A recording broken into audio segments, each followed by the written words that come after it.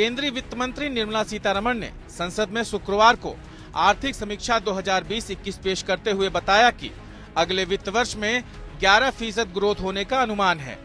सर्वे में कहा गया है कि कोरोना महामारी और हफ्तों तक जारी लॉकडाउन की वजह से अर्थव्यवस्था में गिरावट आई है।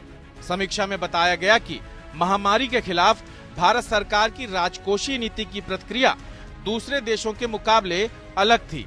अन्य देशों के मुकाबले भारत में अर्थव्यवस्था के पुनरुद्धार के लिए प्रत्यक्ष बड़े प्रेरक पैकेज का चयन किया गया। सरकार ने दुनिया का सबसे बड़ा खाद्य कार्यक्रम चलाया। जनधन खातों में धन का सीधे हस्तांतरण किया गया और ऋण के लिए सरकारी गारंटी सहित दूसरी सुविधाएं प्रदान की गईं। इकोनॉमिक सर्वे में कहा गया है कि मौजूदा आर्थिक संकट को देखते हुए सरकार को अपना खर्च बढ़ाना होगा।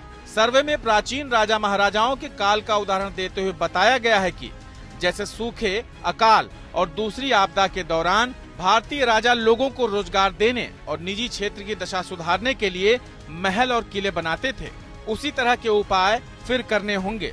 यानी सरकार को इस समय ज्यादा खर्च करना होगा। दरअसल कोरोना संकट की वजह से मौजूदा वित्त वर्ष में देश की आर्थिक हालत खस्ता रही है।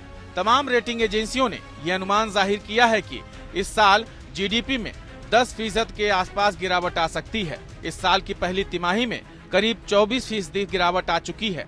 2 तिमाहियों में गिरावट का आंकड़ा जारी हो चुका है। तीसरी तिमाही में भी जीडीपी में गिरावट होने की ही आशंका है। ऐसे में सबकी नजर इस आर्थिक सर्वे पर थी। बजट पूर्व समीक्षा में ये भी बताया गया है कि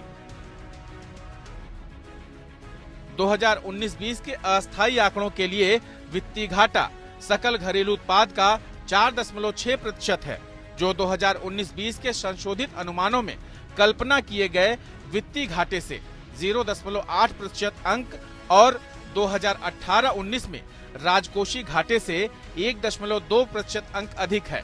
2018-19 की तुलना में 2019-20 के अस्थायी आंकड़ों में प्रभावी राजस्व घाटा जीडीपी का 1% बढ़कर जीडीपी का 2.4% हो गया है।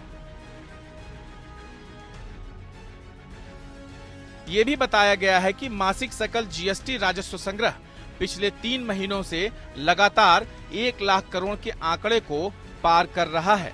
दिसंबर 2020 माह के लिए मासिक जीएसटी राजस्व दिसंबर 2019 के मुकाबले जीएसटी राजस्व में 12% बढ़ोतरी दर्ज करने के बाद 1.15 लाख करोड़ के स्तर पर पहुंचा है। ये जीएसटी लागू होने के बाद जीएसटी कर संग्रह में सबसे अधिक मासिक संग्रह है। समीक्षा के दौरान अप्रैल 2020 के दौरान कुल सरकारी व्यय बजट अनुमानों का 62.7% रहा है। यह अप्रैल से नवंबर 2019 की तुलना में 65.3% है। अप्रैल से दिसंबर 2020 के लिए पूंजीगत व्यय 3.17 लाख करोड़ रुपए हो गया है, जो कि पिछले वर्ष की इसी अवधि के दौरान पूंजीगत व्यय की तुलना में 24% अधिक है। कुल व्यय में भी वर्ष दर वर्ष 11% की बढ़ोतरी दर्ज की गई है। दरअसल आर्थिक सर्वे के जरिए अक्सर सरकार को अहम सुझाव दिए जाते हैं। हालांकि इसकी सिफारिशें सरकार लागू करे ये अनिवार्य नहीं होता है। Bureau report.